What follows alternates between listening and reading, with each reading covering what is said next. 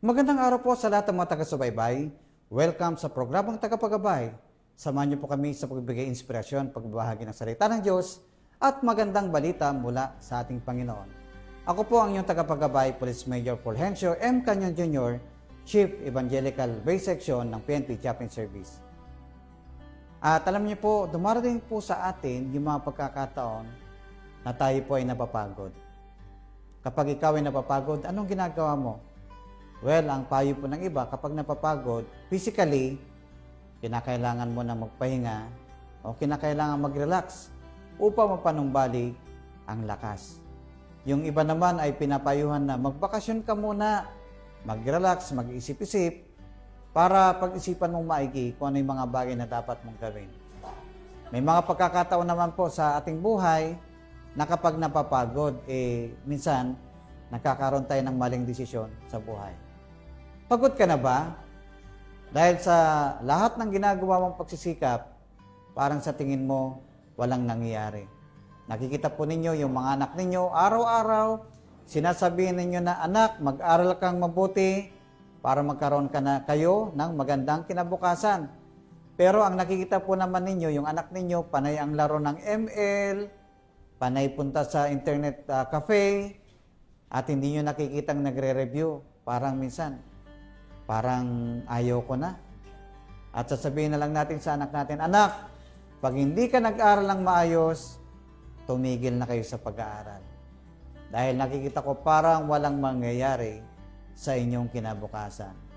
Pagod ka na ba? Kapag dumating naman yung pagkakataon na trabaho ka ng trabaho at lahat ng ginagawa mo, walang pumapansin, walang nag-a-appreciate, hindi nga sinasabi, ang ganda naman ng pagtatanim mo. Ang ganda naman ng ginawa mong design sa ating garden. Ang ganda naman ng ginawa mo sa ating kwarto. Walang appreciation. Wala. So, titigil ka na ba na gawin yung mga gandang bagay na ginawa mo? Pagod ka na ba? Dahil ang tagal-tagal mo nang nagtatrabaho, ang tagal-tagal mo nang nagsisikap. Hanggang ngayon, hindi ka pa rin napopromote. Pagod ka na ba? Na lagi ka nagpapasensya, laging nagsasorry sa'yo, at sasabihin mo, paulit-ulit na lang itong pagsasorry nito. Parang suko na ako, ayaw ko na. So maraming mga bagay, no, na nag-uudyok sa atin na tumigil na, pagod na ako. Ayaw ko na, wala din namang mangyayari. At alam niyo po mga kababayan, mga kapatid, dapat matuto rin naman tayo. Alam niyo po sa mga bagay na nangyayari sa ating buhay, maraming gustong manalo, pero ayaw naman po nilang maghintay. Kaya nga, paulit-ulit narinig natin, patience is virtue. Sa ating pong talata na babasahin sa Galatia chapter 6 verse 9, sabi po, kaya't huwag tayong mapagod sa paggawa ng mabuti, sapagkat pagdating ng takdang panahon, tayo ay aani kung hindi tayo susuko. So maliwanag po na sinasabi po ng banal na kasulatan, huwag tayong mapagod.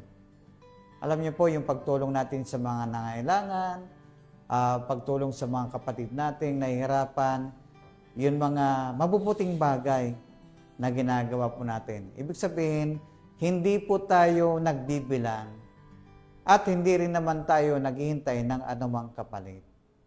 Pero alam niyo po, no, naalala ko po, meron po akong kakilala na pagkabata po nila, minor de edad pa lang, mga 8 to 9 years old, they are being forced labor, bata pa lang po.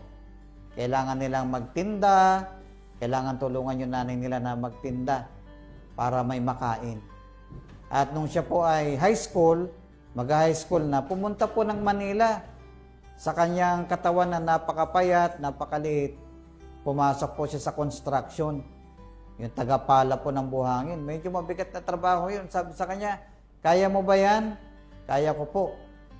And then siya po ay naging working student sa umaga, nagtatrabaho, sa gabi po nag-aaral. So, hindi po siya tumigil. Nagsikap po siya. dahil naniniwala po siya someday na meron ding magiging bunga yung mga bagay na ginawa po niya. At alam niyo po, yung paggawa po niya ay hindi siya napagod. Sa totoo lang po talagang dumarating yung time na patang-pata, pagod na tayo. Pero kapag meron tayong iniisip na balang araw, yung aking sakripisyo, balang araw, yung aking ginagawa, hindi lang ako makikinabang, kundi yung aking mga kapatid, yung mga taong nakapaligid sa akin, yung mga taong nangailangan ng aking suporta. At alam niyo po, sa madaling salita, yun pong binabanggit ko ay akin pong ninong. At sa kanyang pagiging working student, medyo naka-establish na po siya sa kanyang inupahang bahay sa Manila. Sabi niya sa kanyang mga kapatid, pumunta kayo dito sa Manila, follow what I do, sundan niyo lang ako, walang problema sa titirahan, walang problema sa pagkain, basta mag-working student kayo. So, sinundan po yung kanyang footstep at yung kanyang po mga kapatid ay naging successful din at yung paghihirap na dinanas po nila nung siya po ay mga bata, nung sila ay mga bata, ay napalitan ng ginhawa. Bakit nagkaroon ng ginhawa? Dahil hindi po napagod. Hindi po siya sumuko, hindi po siya tumigil. Kaya naman, the rest is history. His life was never been the same again. Kaya naman po mga kababayan, kung tayo po ay tumutulong sa mga kapatid natin, sa mga nangailangan, huwag po tayong magbilang. Alam nyo, kapag nagbilang po tayo, and sometimes, yun nga, pag nag-expect tayo ng sobra-sobra. Pero wag din naman tayong makalimot ng paalala sa kanila. Alam niyo po, lahat po ng kabutihan na ginawa po natin, balang araw ay aani po tayo. So might be hindi pa ngayon, no? Pero alam natin, when we invest to the people, yung mga taong nangailangan ng tulong mo, tulong pinansyal, nangailangan ng payo mo, nangailangan ng suporta mo, darating po ang panahon na yung kabutihang ginawa mo ay kanilang gagawin sa mga taong nangangailangan din po ng tulong. It is a chain reaction. Gumawa ka ng kabutihan sa isang kapwa, sa isang kapatid natin, gagawin din po niya hanggang sa mga susunod pang saling lahi. So, kapatid, huwag kang mapagod sa paggawa ng mabuti.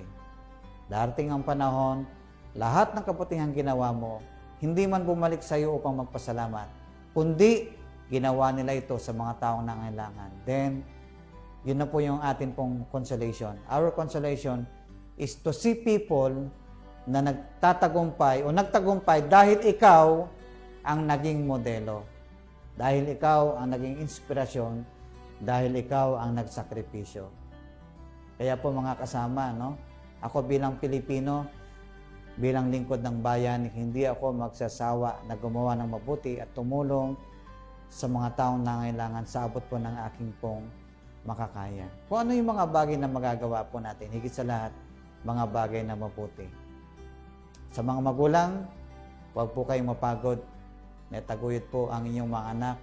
Dahil darating po ang panahon, kung kayo po ay naging mabuti sa inyong mga anak, sila rin po ay magiging mabuting magulang para po sa inyong magiging apo. So napakaganda na meron po kayong legacy na may papamana sa inyong pong pamilya. Meron kang legacy bilang lingkod ng bayan para sa bansang Pilipinas. Huwag kang susuko, laban lang. And someday, you will reap what you sow.